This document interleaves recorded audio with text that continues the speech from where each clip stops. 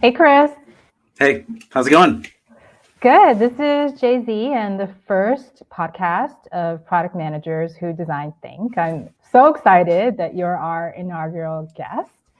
And our goal is to find more than 10 people who are product managers, but also design think. I think we're at 5 now, so almost there. Um, I'll do a short intro of myself, and then I'll pass it over to you to do your intro. So once again, I'm Jay-Z. I'm a product manager. I've launched over 7, maybe 10 products now. I love the 0 to 1 incubation space. And to get there, I use a lot of design thinking and user empathy. So Chris, I'm going to pass it over to you. And I think you've been speaking a lot about machine learning, and so tell us, where else you've been speaking, and give us your intro background as well. Sure. I mean, I don't think you need to hear about my entire resume because it's through a lot of different places. But I would just say today I'm a lead PM in the Google machine learning team, and what that basically means is that I help us steward the strategy for our group, which is a pretty large group, and that would include technologies like TensorFlow, Keras, which are frameworks for machine learning. So it's a very developer-oriented group. But we also then go all the way down to TPUs and the chips themselves. So you can imagine I work with a lot of very engineering and technically focused people. But in the past, I think the part that maybe really was where I learned the most about design thinking, and then also used a bunch of other frameworks as well. GB Sprint is something that I'm pretty familiar with as well. Was back at a company called Philosophy, where I was the director of director of product management for our New York office, and we would do a lot of work with large companies. Like Google was actually one of our customers there. Worked with people like PwC, E-Trade, a bunch of other people. And my role there was to also help us try to understand whether we should apply things like machine learning or artificial intelligence to this. And I think the part of the reason why we're here as well is because we met at a conference around data science and really the application of design thinking to AI. And I've done that particular workshop probably 4 or 5 times also at the O'Reilly AI conference. And so a lot of, I think, my early thinking around design thinking was really about how do we start to apply this to essentially non-deterministic systems. So how do we start to get something that is very supposed to be human-centered, right? Design thinking, all of the things that we do to actually do human-centered design in some way. How do we now start to apply this to technologies that may seem like humans in some ways, right? There's a lot of stuff going on with GPT chat, and we also have internal projects like that at Google, where people are maybe, in my opinion, mistaking consciousness. But how do you once you start to be able to fool people? And that's really why I think the Turing test is not a good one. If people are familiar, the Turing test was really just Alan Turing was kind of hypothesizing that something could be intelligent maybe if you could fool another human being into thinking that it was a human being. The problem is that every human is constantly trying to see faces in clouds and think of objects as having personalities, and there's some interesting work around animistic design around that. But anyways, that's what I'd say as far as an intro is that I just think a lot about this idea of what does it mean for us to do human-centered design with objects or systems that can come off or pretend or can seem like humans, and what does that mean for us in a way to still be human-centered? And so that's kind of my background when it comes to this particular work. Yeah. Did you say mistaken intelligence? Yeah, I that's why I think the Turing test is not a good test, is that I think human beings are very easily, the reason why spam at a mass scale worked was because you could churn out what seemed to be a human being emailing you. And yeah, there were a lot of times there were human operators on the other side. But this idea of kind of generalized automation, I think a lot of people mistake it for consciousness. And maybe this is not the right place to talk about the merits of how we judge consciousness inside of machines, whether we ever can. But I think it's a really hard question because one of the techniques that I've used inside of like a design thinking methodology is I've taken things like empathy mapping, and I created a technique called empathy mapping for the machine. And really what it was is this idea of like, if we're building something that is going to be a non-deterministic, like intelligent, in some way agent, what are our expectations for what it sees, hears, thinks, like emotions around that? But it's not meant to personify the machine, but it's more about getting at our expectations for the machinery.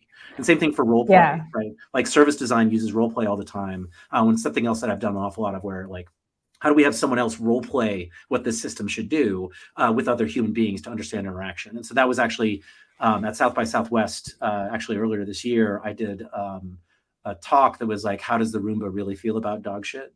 And inside of that, we did some stuff around animistic design for like household objects or technologies and IoT. And then we actually set up a role play where all of these different devices would interact with each other. And then the meat bags, like it was kind of like some performance art as well. Chris, how come you didn't tell us all? When's the next one? There's some performance art in there as well, where like everybody's a machine, but then there's like a few people that are pretending to be the meatbag humans that are kind of like always in the way. And so like how do all these things interact with each other is really interesting, because again, it gets back at like, what are we trying to get out of these systems, rather than the idea of like, how do we actually build something that's more human-like? This gets to the whole idea of like animism and what are our expectations about devices. And it's probably like, a lamp shouldn't always talk back to me, right? Like I should be able to talk to a lamp maybe, but a lamp should act like a lamp, which is that it adjusts like light and dark and color and maybe blinks, but it doesn't like, not everything in my home should speak to me. So anyways, I feel like we're maybe getting a bit off topic, but like, I think there's something really interesting about this idea of like empathy as part of design thinking, that we need to really, like, when we focus on that, it's about interaction with devices that may or may not seem intelligent. And so I think that's where we're getting to with a lot of this stuff that we're building inside of Google and outside of Google as well. Well, I think you already answered the first question, which is what was the most interesting or funny thing that happened in a design thinking session? And I think the call out for everyone is to go find Chris's South by Southwest session about the Roomba. Yeah, I wrote a Medium article about it as well. It got accepted by whatever the design, I think it's UX design, Medium publication. They did censor me though. They turned it into how does the Roomba really feel about dog poop? So you can find it that way. I'll post it in the LinkedIn as well. But yeah, I mean, I think like the one original thing I just wanted to talk about with design thinking in particular is one of the things that I found is that there's always like one curmudgeon in the group that you try to include, especially when you're doing like cross-functional teams inside of design thinking. Yeah. And so the thing like that I think was the hardest one for me to deal with, when we actually got there, one of the stakeholders who was like, seemed to be very upset and like frustrated with us. We were not sure why. For the first half hour or so, this person like berates us while we're trying to do this like kickoff workshop with them. So a half hour, they're just like saying, you're doing this, you're doing that. It's not things that we want. We realized that after a half hour in, he's talking about a different vendor that they're working with. And so it's not even us. And then we start doing a bunch of like sketching. So like crazy eights and things like that as part of our like design exercises to be able to kick off with this group. And we're using oblique strategies, which is about like this adding randomness, which is another kind of like technique that I really enjoy. And one of the problems, he was the curmudgeon in the group where he refused to do sketching. And so literally every round I would say, please just sketch an idea. And then you can like in a round robin talk about it. Every single time he wrote like an incredibly dense block of text inside of every single frame, even though every frame I was telling him, please just draw, just everybody can draw, just like an incredibly simple kind of thing. And so anyways, there's always one in the group. And I think that's the thing that I just expect now, but that was probably like the most hardcore one, was that not only did they like not know who we were, they also just refused to like be facilitated in any way. And so yeah, anyways, that's probably the one that sticks in my mind about the funniest. But yeah, I think the Roomba, the whole workshop around animistic design and like role play, I think is probably the more interesting thing that I've done recently. Yeah. Awesome. All right. Well, moving on then, tell us what's the most amount of money or, impact that design thinking has had in any of your projects? Yeah. I mean, I would say that I can't necessarily cite stuff like inside of Google, there are some people that use design thinking. I would say inside of our team, we definitely depend a lot on user research to be able to understand our customers. And in our case, our customers are like software engineers inside of Google, software engineers outside of Google, researchers that are really like cutting edge machine learning work. And then sometimes we work directly on consumer stuff. So like some of the product areas within Google will help they'll leverage our expertise to be able to build machine learning to like actual features. I would say though that like probably the most important, like the most valuable case that has come out of design thinking was back like in that philosophy group. We were doing some work for a very large company. Again, I can't say which one exactly in this case, but it was a very large company. They were paying us, very good money for a small team. In our case, usually a small team was like 5 or 6 people. And that would be 1 PM, 2 engineers, 2 designers. And, it wasn't cheap for what it was, but it also wasn't like a 40-person team going off and building something. And so for this group, we did 2 or 3 different design sprints around a particular topic area. And in this case, it was field service operations, which is essentially that like whenever something breaks, say like my computer breaks, I would send that into a shop to be repaired. In the case of field service operations, that's something where you can't actually return the thing. Like it would be like the AC unit in your home. You can't like uninstall and then like send it to a site and then have it returned back. Like someone has to come on site to fix the thing that you're doing, right?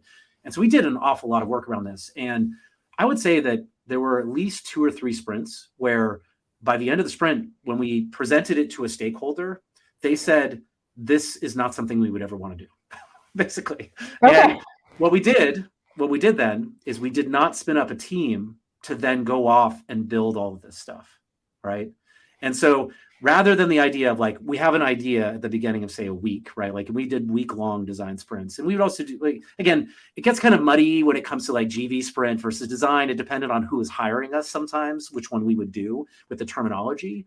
But when we would take on these like week-long things, usually this was like the precursor to this would be like a week of like things like contextual you know what I mean? Like contextual inquiry and a bunch of user research and stuff like that. And sometimes we do a little bit inside of the design sprint as well, like when we would do our testing of a prototype, for example, or like doing some of like expert interviewing at the early stages of empathy. But a lot of time we would start with like some heavy, well, we'd say heavy in our case was like a week or 2, not as heavy as like sociologists that spends a year like researching something. But we do some research like that. And then inside the design sprint, we would spend a week really exploring that particular idea that came up. And sometimes that idea was by a particular stakeholder that was signing the checks for our group, right? And at the end of that, the person was like, no, this is just, I don't see this as a good idea. We would learn something, one, about the space, like the problem space. We learned about the solutions that were possible. But then we saved literally probably millions of dollars at that point by saying no. And so like I think that's something that is an unsung hero of design thinking in general, is that it's a lightweight way to allow for exploration, right? And that then ends up saving money long term, rather than having to like then spinning up a product team, getting a bunch of people that are really like bought into the vision, and then you go a couple months and you realize the same thing you may have realized after that first week, right? Yeah, I love that. And then it's hard to actually like let go, because now you have like everybody is like bought into this thing and they believe, like there's the whole like loss aversion theory, right? Is that now like even if we realize as a team, it's really hard to get teams to stop working on something. And so like I think that's like the biggest value that I've ever had inside of the design thinking framework, was really about saying no to something. There have been other times where something is like found continuity into a team when we're doing like innovation work, but also just like inside the team itself. Like there are a bunch of times at like Facebook Reality Labs where we would do kind of something like a design sprint. I would say that like we didn't do it in the way where like everybody was gone for a week. And so I think that's like another problem, is that you do need to have people kind of remove themselves from the day-to-day a lot of the time for this to work. But the kind of halfway design thinking we would do there would still come up with like a bunch of ideas, and some of those turned into like really important things. Unfortunately, like, I can't talk about them because either they're still in progress, right? Because that's the other problem with like switching teams, is that your work is probably started and then maybe not stopping for years after that. So yeah, anyways, that's what I would say. There's definitely been value that has been created, but I think it's also like we haven't destroyed a lot of value by wasting time by using these types of methodologies. And again, in close partnership with design, right? Because I think like designers end up running a lot of these things. Within philosophy, your account manager or like account person or a product person would end up running a lot of this stuff. And so that's where I got very familiar with the techniques.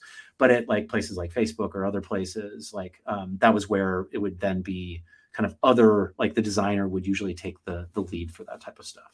Yeah, yes, and 2 points. So that first, the last point you made about the collaboration with design, there's actually going to be a podcast in January with the design manager about roles and responsibilities, like when you have really strategic designers and product managers, who does what in design thinking. So yeah.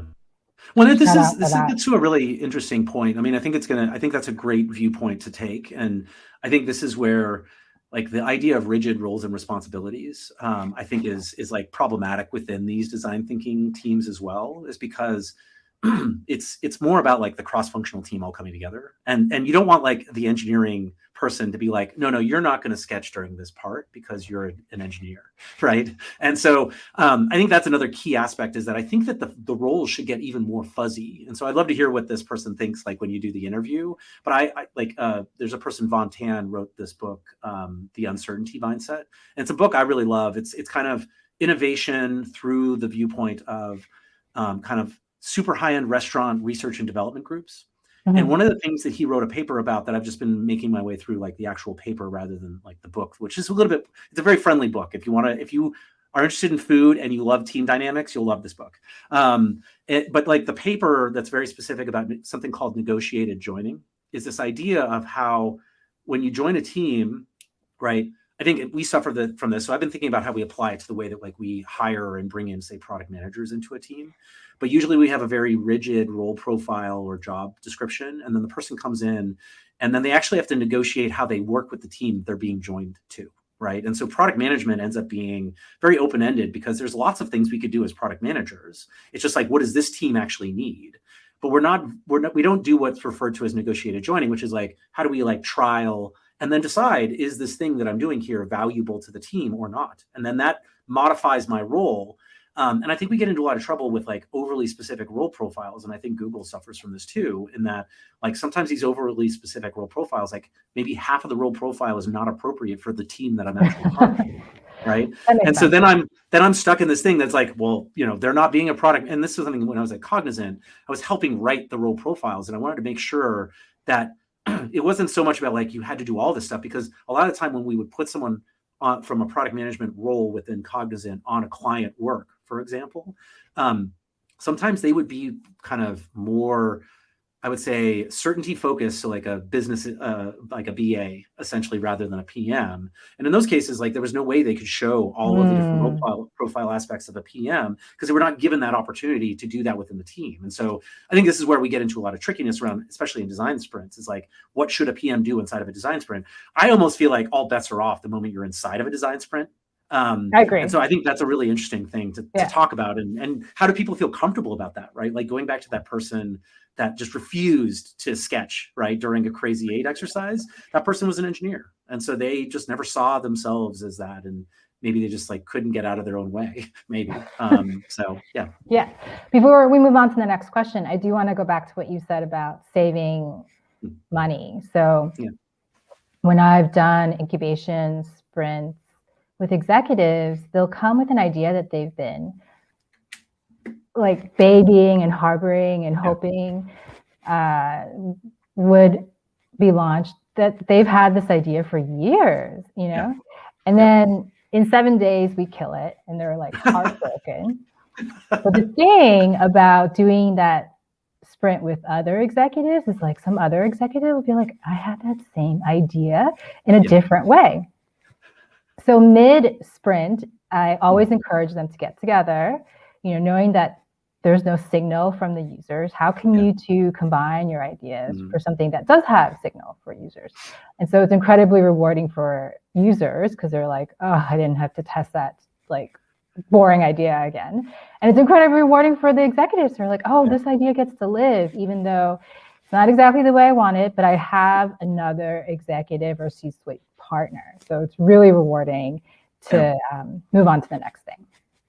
Yeah, and I actually, the way I've dealt with that type of thing previously is that I don't even do something like a design sprint for that.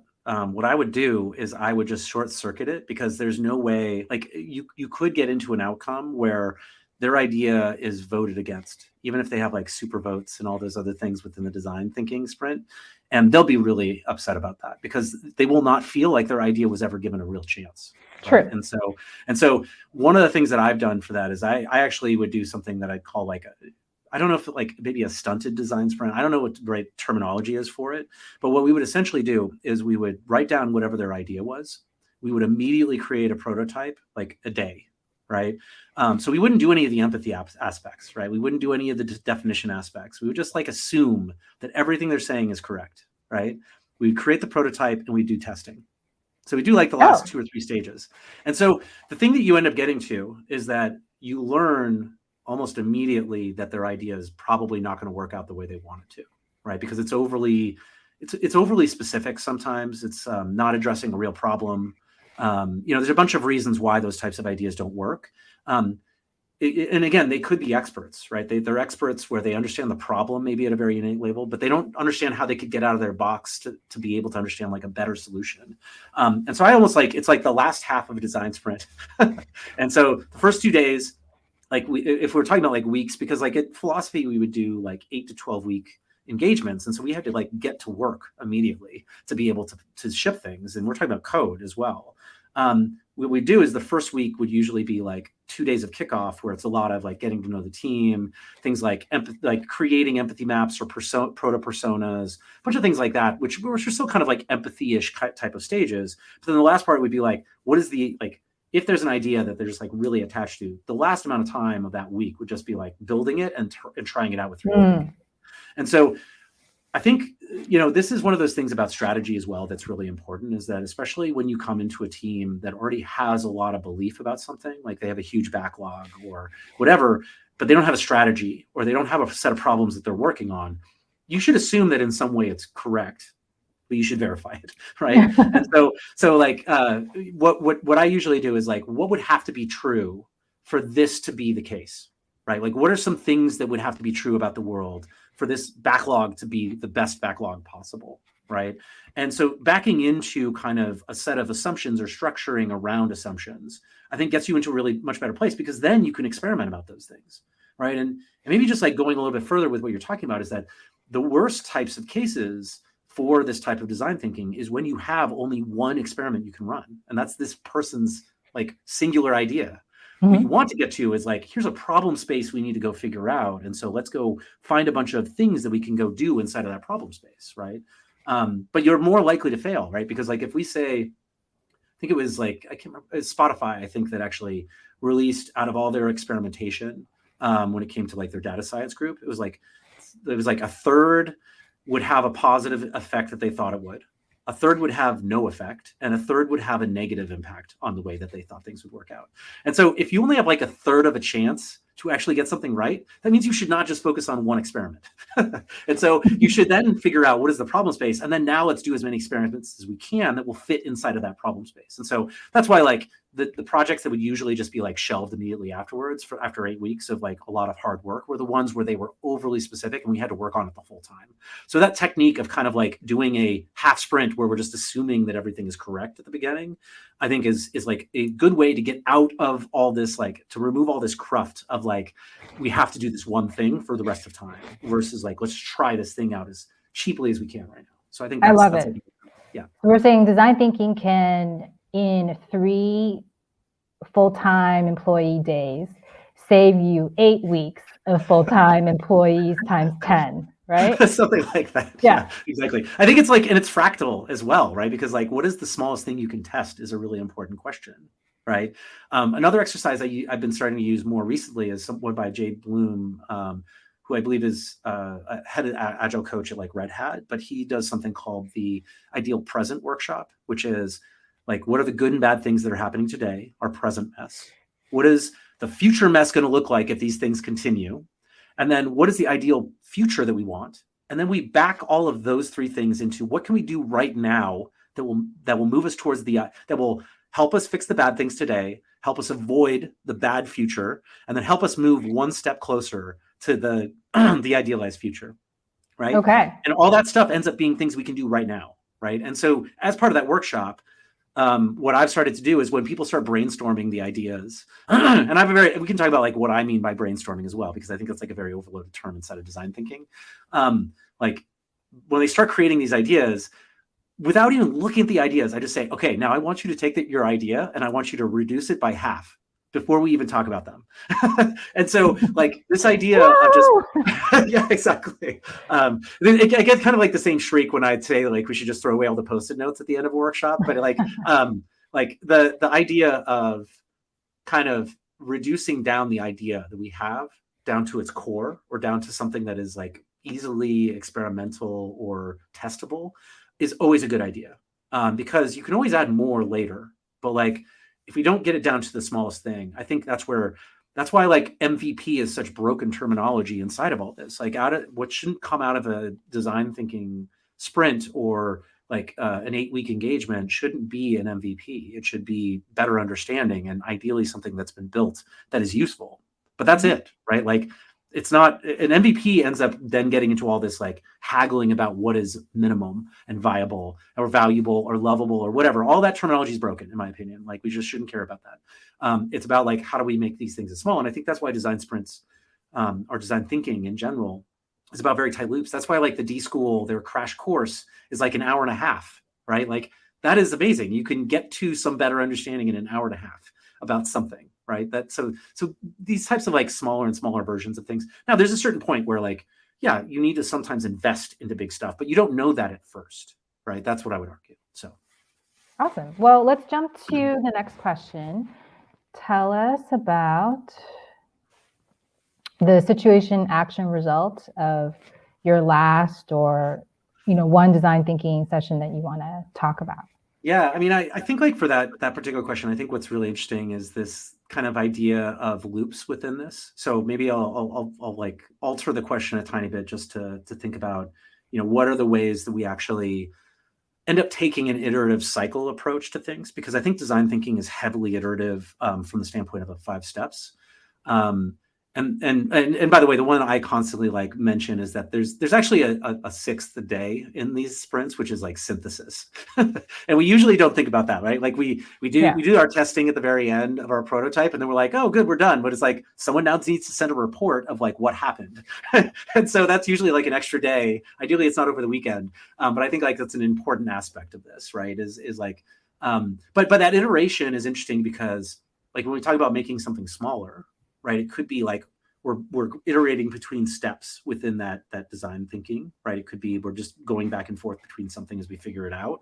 But I've been really thinking a lot about this like concept of it's like a reflection tool by Terry Borden. And so this comes out of, I've been taking a class in like complexity theory and the idea of like application of complexity to the way that people organize and work together. And Terry Borden's like concept is this idea of like what, so what, now what. And so I actually use that as a framework for an awful lot of things to kind of be valuable in how we iterate and cycle through these things and how we actually structure the way we talk about stuff. So at a very basic level, the what part is like what's going on. Right. And so in the design thinking world, that's like the empathy step, like what's happening with the people that we care about, that we want to like help. Right. The so what is kind of why does this matter to us? Like, how do we now deal with this? Right. Like what is the impact to our world? And that ends up being kind of like the definition steps, things like that. It's like, what is the thing that we think we need to like deal with here? And then now what ends up being kind of like the prototyping and testing, which is really like, we need to now do something to probably fix this, right? Or to change the way the world works in some way. And so what now what is a really good like reflective practice, especially when like whenever I deal with like large organizations where we're trying to make change inside that organization, it's not as simple as just like the person that is the expert says, here's the 5 things we need to change about this humongous org. Here's the 5 new processes. Here's blah, blah, blah, like all that stuff. Like that comes from like a very, what I'd call complicated domain mindset, which is that I'm an expert. I know what to do. Here's the steps we take, right? That's best practice, expertise, something like that, right? I think the complexity oriented mindset says, we probably know a little bit about what's going on here, but we haven't really taken the time to understand it better. So let's now start to cycle in a way that will help us keep making the system better over time, and that it will take that time. And so that's why design thinking as loops is really interesting. But that's where the what, so what, now what comes from is it's really embraced by the world of complexity thinking from the standpoint of like, it's not as simple as me just creating a grand plan, but it's like, how do we get started, right? And how we get started is as simply as possible with the what, so what, now what. I've also used this though a lot of the time when we talk about like that synthesis step after a design thinking sprint, or about like just in general, like learning something.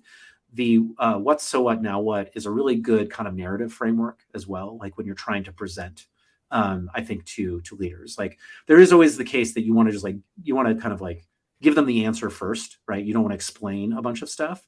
But if you need to frame something, like usually I would like, for like the way I end up framing things, like here's our recommendation, short, right? But here, like, is the extended version is like, here's kind of what's going on, right? Here's why this matters to us. And then here's why the recommendation makes sense in this context, right? And so that is like a framing for narrative. And I've used this a lot as a product manager when it comes to trying to write like a brief document or a recommendation document or any type of document where I'm trying to help people make a decision. Where it's not me making the decision, but it's actually I'm telling someone else, here's what I think we should do, basically. And so, I mean, even strategic documents end up usually following that format, like what is going on in the competitive landscape, headwinds, you know, customers, what are all these things happening? And then, so what, like, what does that mean for our strategy? Like, how do we make money? What's our business model? Like, how do we like address this? And then now what is really, here's our direction for the next year, or here's the direction, the themes that we're going to take on, or here's the tenets that we're going to use to actually make decisions going forward.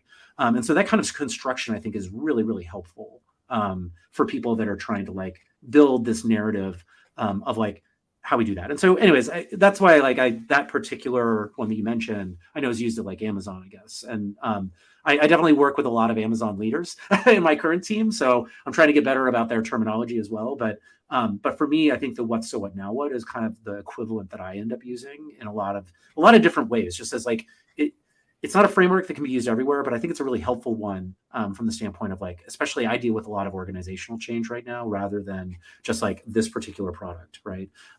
There's a lot of value in just looking at this particular product and doing that type of work too. Is there a product or feature launched that you can tell us about through this framework? If not, I understand, you know, you might have to kill us, and then, you know, No. Very helpful. We have a no killing policy within Google. No, I think I'm trying to think like what is a good one. I mean, the stuff that philosophy was innovation work, which meant that it had to find continuity inside of that organization. And not all the time, it wouldn't all the time, unfortunately. It would help people expand what they were thinking about. And there were some cases that it would eventually turn into an actual product, but it was so different than what we actually built at that point. I think maybe one of the things that has come out of some of this thinking, especially like a lot of the work that I did at like Facebook, right? Facebook Reality Labs was on the Portal device, which is like a home video calling device, and unfortunately has been canceled now.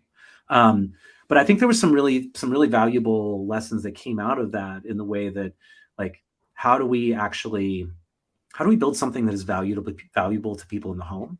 And I think if you look at like Amazon and a lot of the rumors that are happening right now about Alexa, right, and the possible layoffs or adjustments of like team size there, the problem is really about the fact that like maybe Amazon built things that were too functional, but not functional enough for the context it was in, right? So, I like in the case of like Portal, the Portal device could do a lot of things, and especially the Portal TV was like could do a lot of stuff. Like it was meant to be video streaming and camera and like, but the reality is like probably the killer use case for that was really like kids talking to grandparents and using AR filters to kind of play and have a reason to talk to each other, right? And so I think in the case of like Alexa, the basics that people use is like timers and music, but they're not like searching the web. Like even drop-in is kind of like a weird feature from that standpoint, because Amazon is not really known for like a social network or a way for me to connect with people. Right. And so I would just say from that standpoint, like a lot of the things that came out, like one of the things that was announced, but I don't think was ever actually released. So I can talk about it because it was announced from Facebook Reality Labs, was this idea of like orienting more around the household. And so rather than about it being very specific to me, right, my contact list on a shared communal device, right? And I've done some further work where I've written a bunch of stuff for O'Reilly around like communal computing and things like that. So there's like work that happened after I left Facebook around that. But like, I think that was one of the things that was really kind of important, that like, how do we reorient this around the idea of like the family that lives in this house, or all the people that live in this house or have access to this house can use this device to do calling. And so that is not my entire contact list, right? And that's only a few people, basically. It's like speed dial, right? For the phone that is on the wall, like the old phone that had the long cord that could go, like anybody would call the shared phone line, right? There were speed dials probably, or like numbers that were listed there. And those are the important numbers, sometimes emergency, but also just like mom's house or something like that. So I think that's where a lot of that kind of understanding and iteration about what's going on from like a very complex standpoint, right, started altering the viewpoint there, which is why household then started being the new kind of center point for this.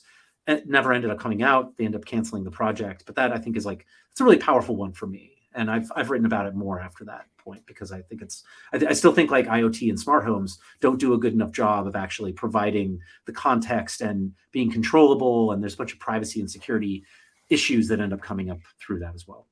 Thanks for sharing an example. I know it's difficult to find one. It's not under IP, so. Absolutely. All right. Well, we have 2 more questions, and then we'll Great. open it up to the participants. So, what thought leaders do you want me to invite to future podcasts? I think like I'm always a big fan of John Cutler, just because he does a lot of great work about not only being complexity oriented, and maybe he doesn't, I don't know if he talks about it that way, but he uses terminology like constraints, and he draws a lot of graphs and stuff like that. And so I've talked to him a bunch of times because I really love his work, and I think there's something really interesting about that. So I think he's someone that does that, and I know that he also thinks about things from a much more design oriented point of view, because that's his background. And so, I guess I don't think I can call myself a designer, because my dad was a designer. He was a graphic artist and art director. And when I was kind of growing up, I apprenticed to him from the standpoint of like building websites, right? And this was like way back in the day, like a long time ago, when websites were just coming out. And so like, I think there's something interesting there. I mean, but I have actually also, I recently taught a semester at Art Center College of Design around kind of user research and prototyping. And so this is definitely a topic I care a lot about. And so anyways, I'm not a designer background, I don't think I can claim a designer background. But I do think like John Cutler is someone who I think is a great product thinker, and then comes from a design background, and then takes into account a lot of, again, what I think design thinking is trying to get at is that things are not as simple as us just saying like, this is what we should do, right? And so I think it's more about embracing complexity. Now, there is an over sturdiness of some of these frameworks, in the sense that you have to do this exactly this way. And so that would be my thing for everybody that is thinking about this too, is to behoove you to like do the things that make sense and see what works inside of your context, and then iterate. And that to me is really important. So I think anybody that tells you that they have like, and that's why I think for a lot of like product thinkers that are very specific about their frameworks, I think I end up trying to ignore that content, because it's helpful if I can learn a new methodology. But I don't think everybody should just follow everything exactly. Right. I mean, and this is kind of I'm trying to think like the people that have started to like, some very famous books within the product management world, and trying to enact those things inside of a context that it just doesn't work. Right. So anyways, but I think John Cutler tries to get at those things, and I think he does a really good kind of a good point around a lot of those topics. Yeah, thanks for putting John Cutler on our radars. That's awesome. And then the last question for you is, what questions do you have for the product managers who design think community? I am targeting leaders and subject matter experts. So this can be a question that no one has asked yet, or it can just be, a much more like easy general question. Yeah, one of the things I've been thinking about a lot recently is this idea of kind of the fractalness of not just the idea of like an entire project like that could take years, or the idea of like a feature that could take months, and the idea of like design thinking which could take weeks or something like that, a design thinking sprint.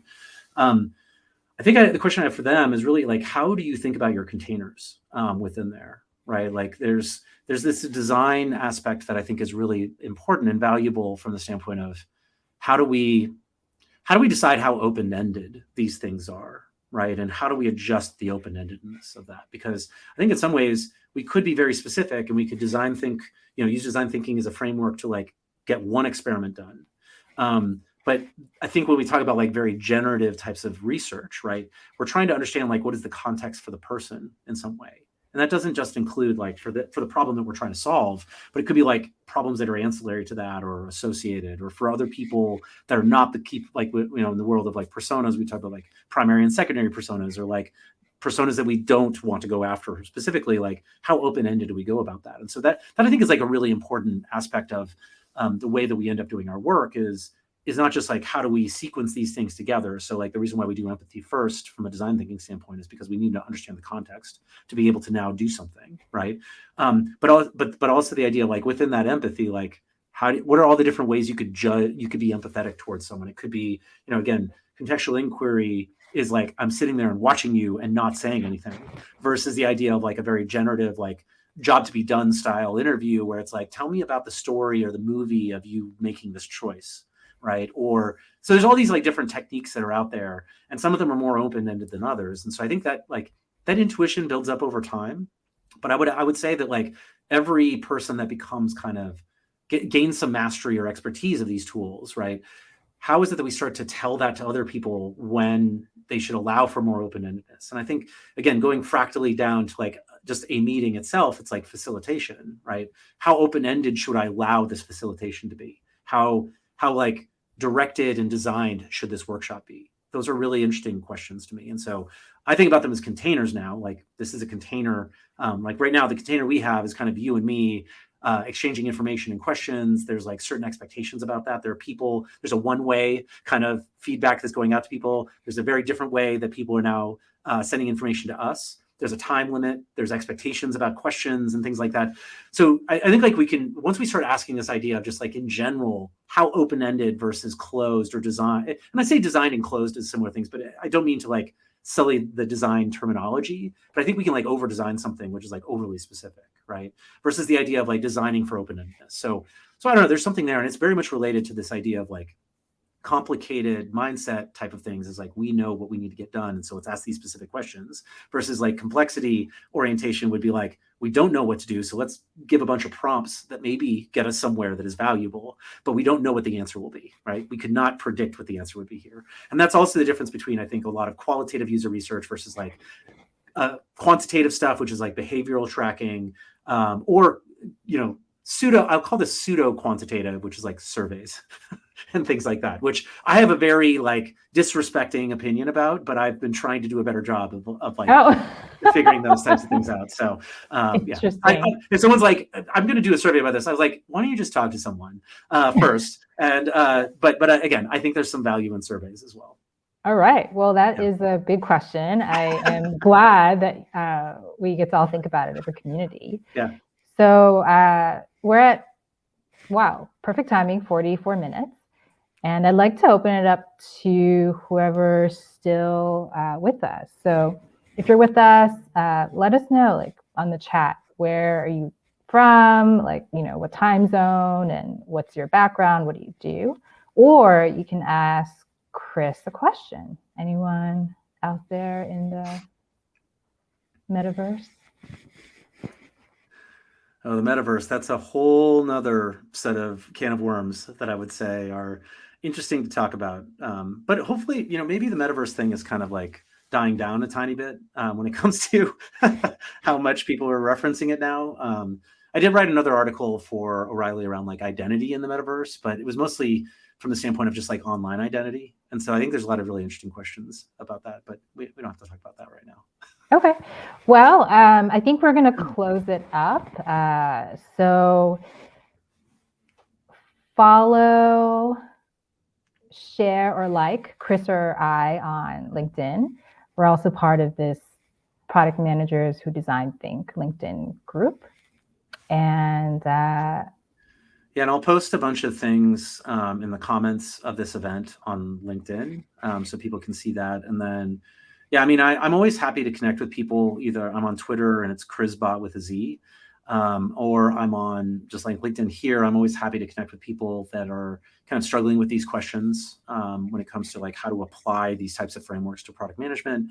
And so just feel free to connect with me. And then like something I'm working on a lot, and I think we didn't really touch on very much today, but I'm always happy to like get people's thoughts. I've been thinking more and more about the concept of like how do we have the right type of alignment between strategy, roadmap, and a backlog. And so I would call that something like a product spine. And I've done some talks with Enrich around kind of product spine. And so anyways, that's another thing I've been thinking about a lot is like just how do we stay in alignment from the different levels of abstractions we have. And so I think design thinking is one of those things that could be applied at any one of those levels, right? Like we could talk about strategy at a very high level, but we could also talk very specifically about a feature.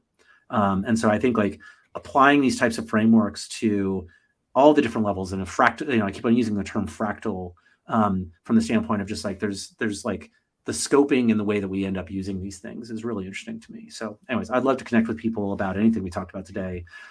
We didn't really get to the randomness stuff either, which I think was part of the title, but like if people are interested, I've written some articles also about kind of how do we inject more randomness into our processes to allow for like debiasing. And so I'll post some like resources around that. And again, happy to continue the conversation with anybody that is interested in that, either via LinkedIn or whatever. So thank you for having me here. And thank you for letting me be your first podcaster on this platform. And so thank you and congratulations on launching this. Yeah, thanks so much, Chris, for your thought leadership, your passion, and all the questions that you've helped this community think about. So Absolutely. We will end this first live broadcast, and this was so fun. I'm excited to do it again in January with Michelle Israel from Vistaprint about roles and responsibilities, division of labor between product and design in design thinking. All right, awesome. Y'all, take it easy. Bye.